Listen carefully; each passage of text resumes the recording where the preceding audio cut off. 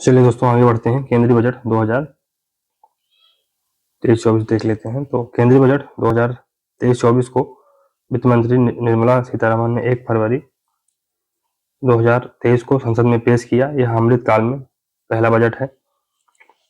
अमृतकाल के विजन सशक्त एवं समावेशी अर्थव्यवस्था को हासिल करने के लिए आर्थिक एजेंडों में 3 चीजों पर ध्यान केंद्रित किया गया है। कौन कौन से?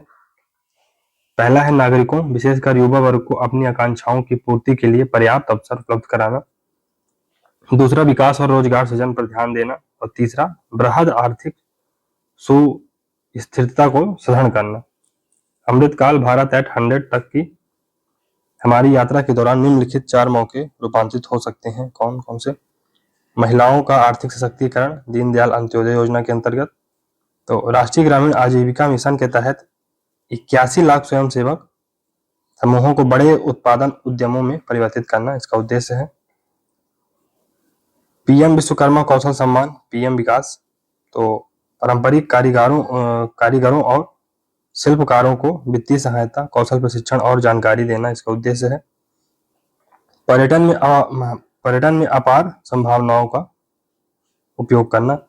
हरित विकास जो कि विविध क्षेत्रों में ऊर्जा के कुशल उपयोग और हरित रोजगार सुनिश्चित करेगा। केंद्रीय बजट 2024-25 के अनुसार चालू वित्त वर्ष में भारत की आर्थिक विकास दर 7% रहने का अनुमान है। तो याद रखिएगा 7% है अनुमान है। कुल 45.03 लाख करोड़ 45,03,097 करोड़ का बजट आया। कुल प्राप्ति होने का अनुमान 45,03,097 करोड़ रुपए, जिसमें राजस्व प्राप्तियां यानी रेवेन्यू रिसीप्ट कितना होगा? तो 26,32,281 करोड़ रेवेन्यू रिसीप्ट होगा। और कैपिटल रिसीट 18,70,816 करोड़ रुपए रेवेन्यू रिसीट होगा। कुल खर्चे का अनुमान कितना है? कुल खर्चे का अनुमान भी 45,03,097 करोड़ है, जिसमें से रेवेन्यू एक्सपेंडिचर कितना होगा? 35,02,136 करोड़। और कैपिटल एक्सपेंडिचर कितना होगा? 10,09,61 करोड़। विभिन्न घाटा, तो 2022-23 का बजट अनुमान देख लेते हैं। तो फिस्कल डिफिसिट राजकोषीय घाटा कितना होने वाला है जीडीपी का? 5.9%। कुल तो 17,86,816 करोड़। रेवेन्यू डिफिसिट कितना होने वाला है जीडीपी का? 2.9%, यानी 8,72,885 करोड़ रुपए। प्रभावी राजस्व घाटा यानी इफेक्टिव रेवेन्यू डिफिसिट, तो ये जीडीपी का 1.7% होने वाला है, यानी 4,99,867 करोड़। और प्राइमरी घाटा कितना होने वाला है? ये जीडीपी का 2.3% रहने वाला है, यानी लगभग 7,06,885 करोड़ रुपए। नोट क्या है? सरकार ने वर्ष 2025-26 तक राजकीय घाटे को जीडीपी का 4.5% लाने का लक्ष्य रखा है। राज्यों को जीएसडीपी के 3.5% के राजकोषीय घाटे की अनुमति होगी, जिसका 0.5% विद्युत क्षेत्र में सुधार से जोड़ा जाएगा। वित्तीय वर्ष 2023-24 में राजकोषीय घाटा का अनुमान कितना है?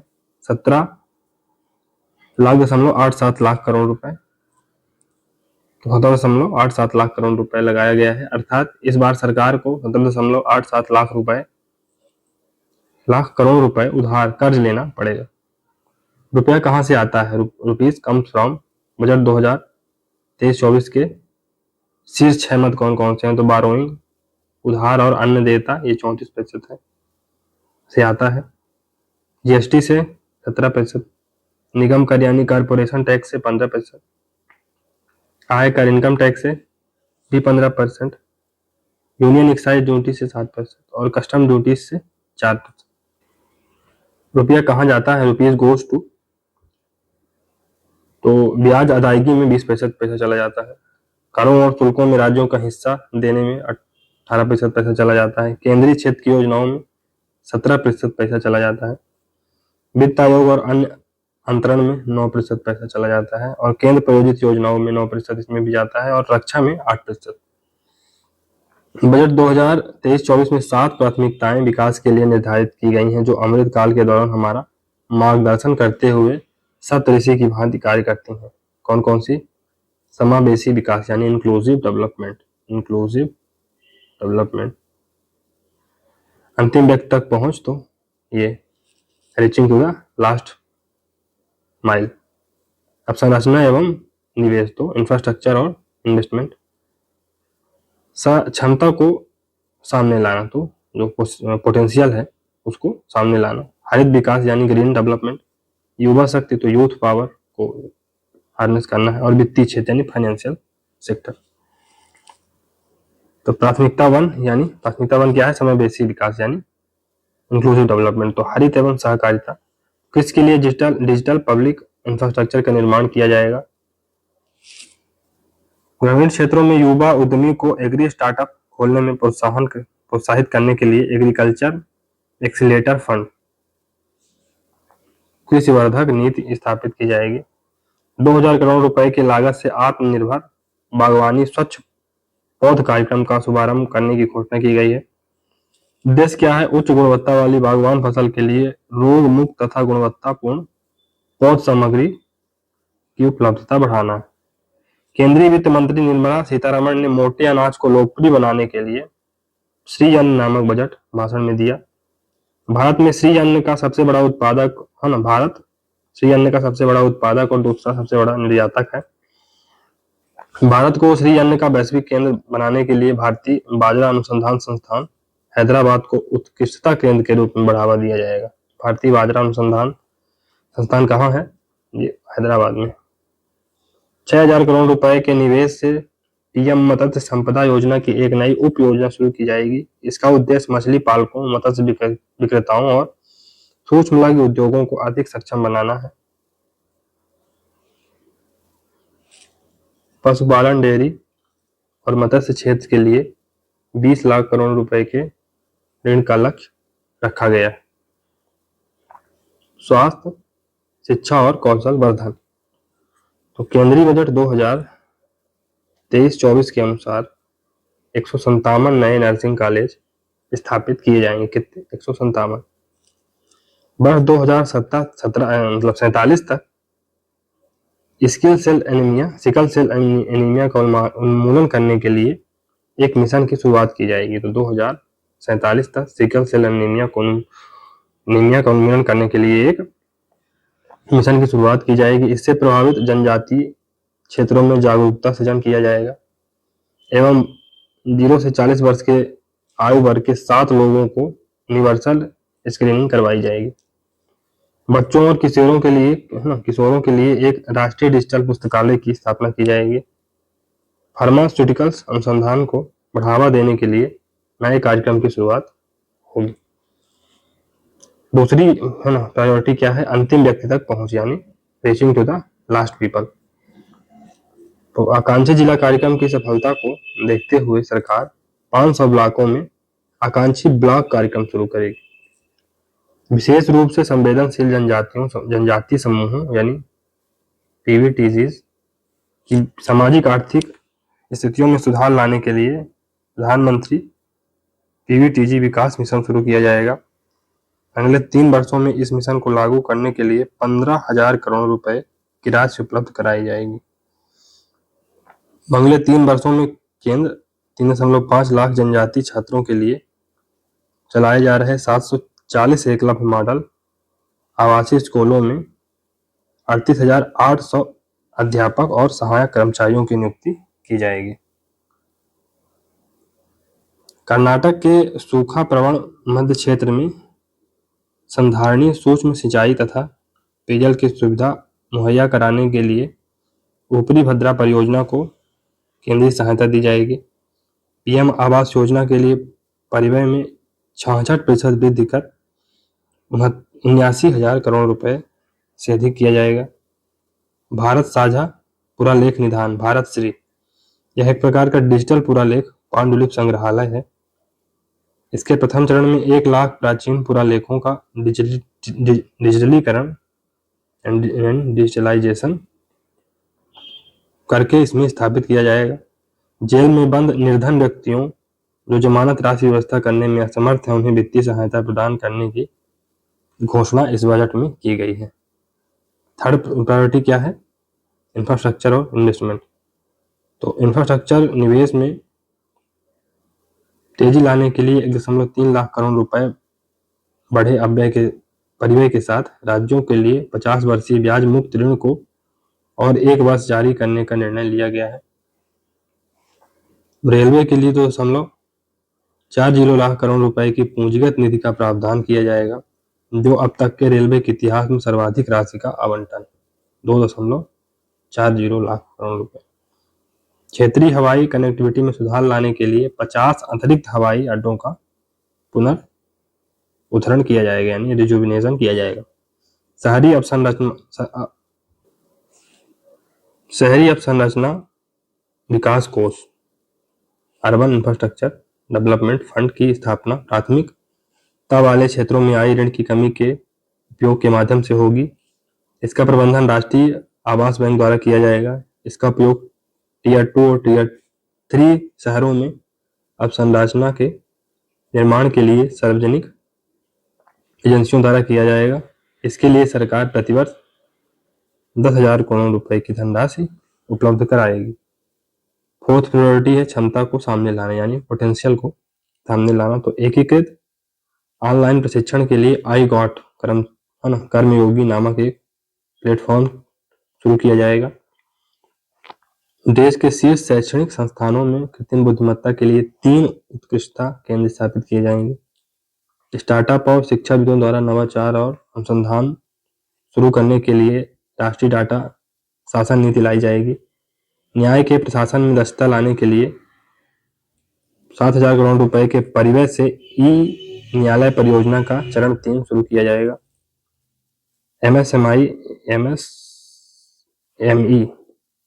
के संविधान निष्पादन को सरल बनाने के लिए विवाद से विश्वास लाया जाएगा। सरकार और सरकारी उपक्रमों के संविदागत विवादों के निपटान के लिए विवाद से विश्वास लाया जाएगा।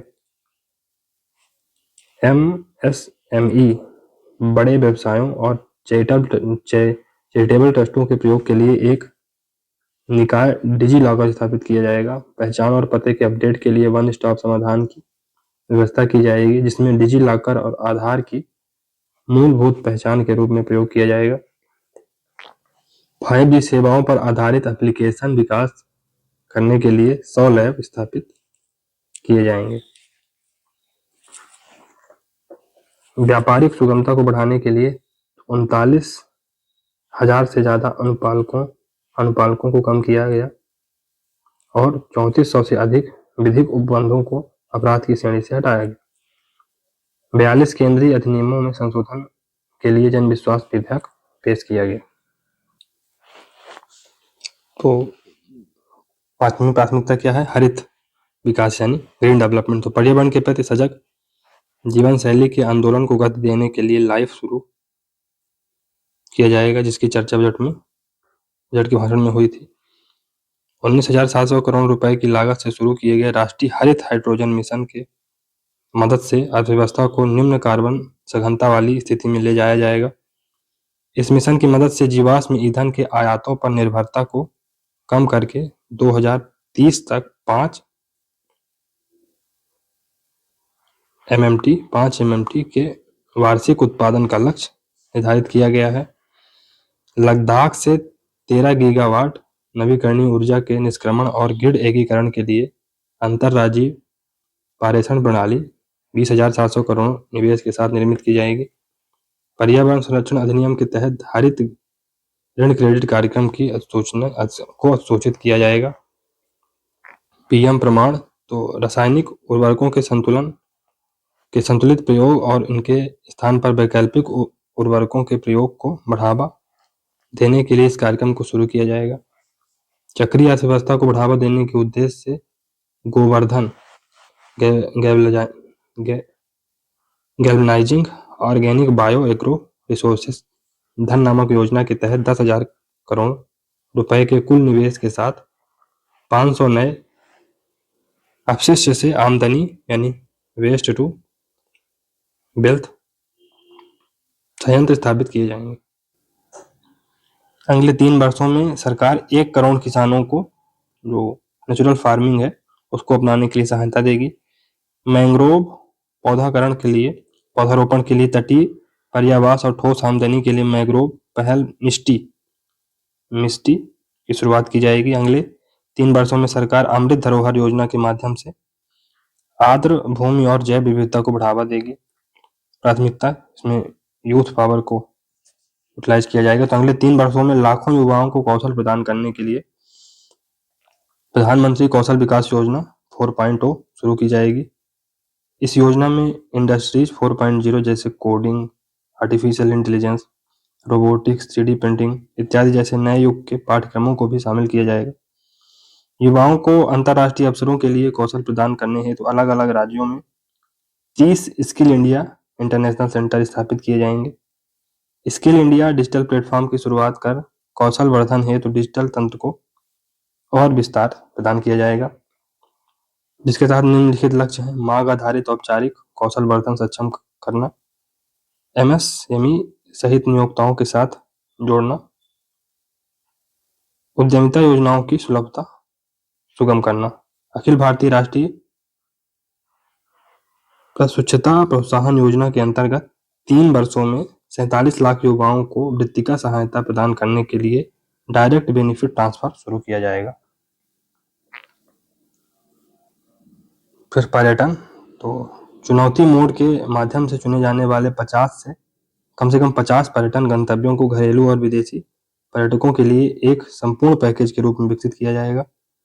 देखो अपना देश पहल का उद्देश्य हासिल करने के लिए क्षेत्र विशिष्ट कौशल वर्धन और उद्यमिता विकास में समन्वय स्थापित किया जाएगा। थीम आधारित पर्यटन सर्किटों के एकीकृत विकास के लिए स्वदेश दर्शन योजना की चर्चा भाषण में की गई है। वाइब्रेंट विलेज प्रोग्राम के अंतर्गत सीमावर्ती गांव में पर्यटन के बुनियादी ढांचों का विकास किया जाएगा और पर्यटन सुविधा प्रदान की जाएगी।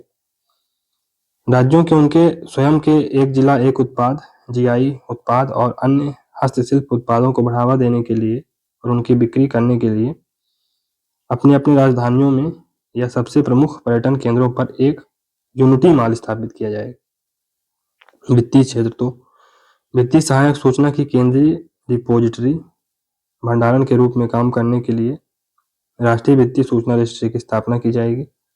इससे ऋण कुशल प्रवाह संभव होगा, वित्तीय समावेशन को बढ़ावा मिलेगा और वित्तीय स्थिरता बढ़ेगी। डिजिटल निरंतरता समाधान ढूंढने वाले देशों के लिए GIFAC में उनके डाटा दूतावासों की स्थापना की जाएगी। कंपनियों के त्वरित रिस्पांस के लिए एक केंद्रीय डाटा संस्थान केंद्र की स्थापना की जाएगी। वर्ष 2022 में डिजिटल भुगतान के लेन देन में 76% की और मूल्य में 91% की वृद्धि हुई। आजादी का अमृत महोत्सव के स्मरण स्वरूप मार्च 2025 तक 2 वर्ष की अवधि के लिए एक नई लघु बचत योजना महिला सम्मान बचत प्रमाण पत्र पर उपलब्ध कराया जाएगा। वरिष्ठ नागरिक बचत योजना के लिए अधिकतम जमा सीमा को 15 लाख रुपए से बढ़ाकर 30 लाख रुपए कर दिया जाएगा। केंद्रीय बजट 2023-24 के टू द पॉइंट देख लेते हैं।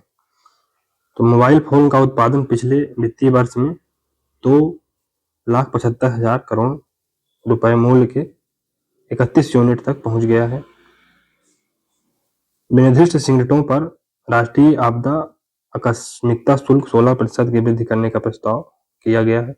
भारत विश्व में स्टार्टअप के लिए तीसरा सबसे बड़ा इकोसिस्टम है और मध्यम आय देशों के लिए नवाचार गुणवत्ता में दूसरा स्थान।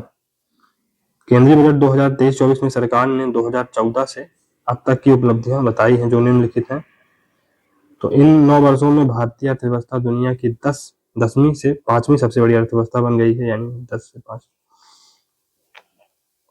स्वच्छ भारत मिशन के तहत 11.7 करोड़ घरेलू शौचालयों का निर्माण, उज्ज्वला योजना के तहत 9.6 करोड़ LPG कनेक्शन, 102 करोड़ लोगों का 220 करोड़ कोविड टीकाकरण, PM जनधन योजना के तहत 47.8 करोड़ बैंक खाते खोले गए।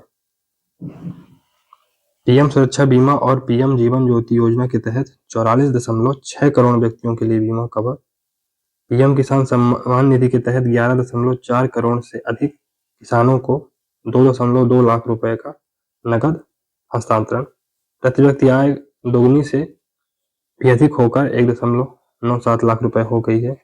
व्यक्तिगत आयकर, तो नई कर व्यवस्था में 7 लाख रुपए तक आय वाले व्यक्तियों को कोई भी कर का भुगतान नहीं करना होगा। चाहे आयकर स्लैब वाली व्यक्तिगत आयकर व्यवस्था में स्लैब की संख्या घटाकर 5 कर दी गई है और कर छूट की सीमा को बढ़ाकर 3 लाख रुपए कर दिया गया है। वार्षिक आय और कर की दर, तो अगर आपकी आय 1 से 3 लाख रुपए है तो आपको कोई कर नहीं देना पड़ेगा। 3 से 6 लाख रुपए है तो 5%, 6 से 9 लाख है तो 10%, 9 से 12 लाख है तो 15%, 12 से 15 लाख है तो 20% और 15 लाख से ऊपर है तो 30% देना होगा। प्रत्येक वेतनभोगी को 50,000 तक मानक कटौती अनुमान है। पेंशन भोगियों के लिए 15,000 तक की उपलब्ध की जाएगी। नई कर व्यवस्था में उच्चतम अधिभार कर को 37% से घटाकर 25% किया गया है। इसके परिणाम स्वरूप अधिकतम कर दर घटकर 39% हो जाएगी। बजट 2023-24 के तहत विभिन्न योजनाओं पर खर्च। टॉप 5। प्रधानमंत्री आवास योजना में 79,590 करोड़ रुपए। जल जीवन मिशन पर 70,000 करोड़ रुपए। मनरेगा पर 60,000 करोड़ रुपए। प्रधानमंत्री किसान सम्मान निधि पीएम किसान पर 60,000 करोड़ रुपए। बजट 2023-24 के तहत प्रमुख मदों पर व्यय। परिवहन पर 5,17,034 करोड़ रुपए।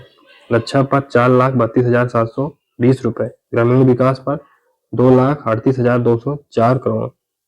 शिक्षा पर 1,12,899 करोड़। बजट 2022-23 के तहत विभिन्न मंत्रालयों पर खर्च। टॉप 5 क्या है? रक्षा मंत्रालय पर 5.94 लाख करोड़ रुपए। सड़क परिवहन और राजमार्ग मंत्रालय में 2.7 लाख करोड़। रेल मंत्रालय 2.41 लाख करोड़। उपभोक्ता मामले और उपभोक्ता खाद्य और सार्वजनिक वितरण मंत्रालय में 2.06 लाख करोड़ और गृह मंत्रालय में 1.69 लाख करोड़ रुपए खर्च किया जाएगा। भारत सरकार के आगामी लक्ष्य देख लेते हैं। तो विषय और लक्ष्य वर्ष क्या है? तो कालाजार को पूरी तरह समाप्त करने का लक्ष्य WHO ने यह लक्ष्य 2030 तक रखा है और भारत 2023 तक। तो भारत पहले कर लेगा। दिल्ली मुंबई एक्सप्रेस वे को पूरा करने का लक्ष्य 2023 तक। उर्वरक क्षेत्र में आत्मनिर्भर बनने का लक्ष्य ये भी 2023। ब्रॉडगेज रूट को 100% विद्युतीकरण करने का लक्ष्य 2023। पूर्वोत्तर के सभी राज्यों की राजधानियों को रेल नेटवर्क से जोड़ना ये भी 2023। कृषि में शून्य डीजल उपयोग तथा नवीकरण ऊर्जा के इस्तेमाल का लक्ष्य 2024। सबके लिए आवास मुहैया कराना पहले 2022 निर्धारित था, अब 2024 कर दिया गया है और ये अभी भी पूरा नहीं हुआ। डिजिटल रेडियो लक्ष्य लॉन्च करने का लक्ष्य 2024। हर घर में नल से जल, स्वच्छ जल की आपूर्ति 2024। सड़क दुर्घटनाओं से होने वाली मौतों को 50% तक कम करने का लक्ष्य 2024। भारतीय अर्थव्यवस्था को $5 ट्रिलियन इकोनॉमी बनाने का लक्ष्य 2024-25। भारतीय अर्थव्यवस्था को $1 ट्रिलियन डिजिटल इकोनॉमी बनाने का लक्ष्य 2025। सभी गांवों में ऑप्टिकल फाइबर बिछाने का लक्ष्य 2025। भारत को टीबी मुक्त देश बनाना 2025। पेट्रोल में इथेनॉल को 20% मिश्रित करने का लक्ष्य 2025। 100 मीट्रिक टन कोयला गैसीकरण प्राप्त करने का लक्ष्य 2030। 500 गीगावाट अक्षय ऊर्जा प्राप्त करने का लक्ष्य 2030। 280 गीगावाट सौर ऊर्जा प्राप्त करने का लक्ष्य 230। कुल कार्बन उत्सर्जन में 1 अरब टन की कमी 2030। भारत से पूर्ण रूप से मलेरिया उन्मूलन 2030। कुल वाहन में 30% इलेक्ट्रिक वाहन करने का लक्ष्य 2030। HIV एड्स को खत्म करने का लक्ष्य 2030। भारतीय रेलवे को नेट जीरो कार्बन एमिशन या ग्रीन रेलवे बनाने का लक्ष्य 2030। हाइड्रोक्लोरोकार्बन के उपयोग को 80% तक कम करने का लक्ष्य 2047। भारत को ऊर्जा संयंत्र आत्मनिर्भर बनाने का लक्ष्य 2047। पोत निर्माण में आत्मनिर्भरता हासिल करने का लक्ष्य 2047। मुंबई शहर में शून्य कार्बन उत्सर्जन का लक्ष्य 2050। भारत द्वारा नेट जीरो का लक्ष्य 2070। चलिए दोस्तों, अब आर्थिक समीक्षा पढ़ेंगे अगले पार्ट में, तो मिलते हैं अगले पार्ट में। तब तक अगर आपको सीरीज अच्छी लग रही है दोस्तों, लाइक सब्सक्राइब करिए। मिलते हैं अगले सीरीज में, तब के लिए good bye and thank you very much for discussion.